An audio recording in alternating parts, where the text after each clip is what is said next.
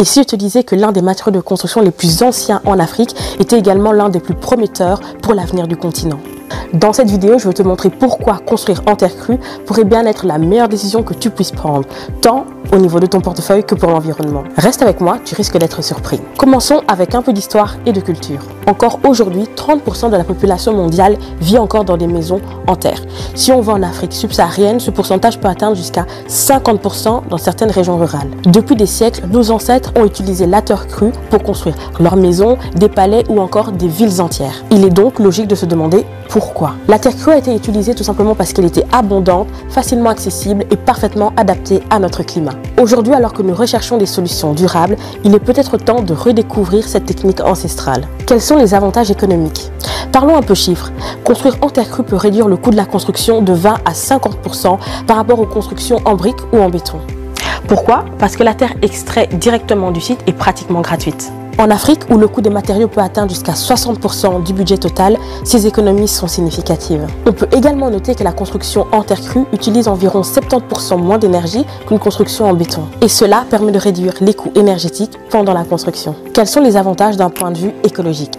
Le secteur du bâtiment est responsable de près de 39% des émissions mondiales de CO2. Et cela est dû en grande partie à la production de béton. Construire en terre crue, c'est donc réduire en grande partie ces émissions. La terre crue est non seulement naturelle, mais aussi recyclable et biodégradable. La terre crue ne génère presque aucun déchet, ce qui en fait l'un des matériaux les plus écologiques aujourd'hui. Parlons à présent du confort thermique. Grâce à ses propriétés isolantes, la terre crue permet de maintenir une température à l'intérieur du bâtiment stable, avec une variation de 2 à 3 degrés seulement tout au long de la journée. En comparaison, les constructions en béton peuvent avoir une variation de température de plus de 10 degrés. Des études montrent que les constructions en terre crue permettent de réduire la consommation d'énergie pour par exemple le fonctionnement de ta climatisation de 30 à 50%. Parlons à présent un peu de la résilience et de la durabilité. La terre crue est extrêmement durable. Est-ce que tu savais qu'aujourd'hui on retrouvait toujours en Afrique des bâtiments datant de plusieurs siècles qui tiennent toujours debout? Non seulement la terre crue résiste très bien dans le temps, mais elle absorbe également très bien les chocs dus à des séismes, bien mieux que le béton. Après un séisme, le coût de réparation, de reconstruction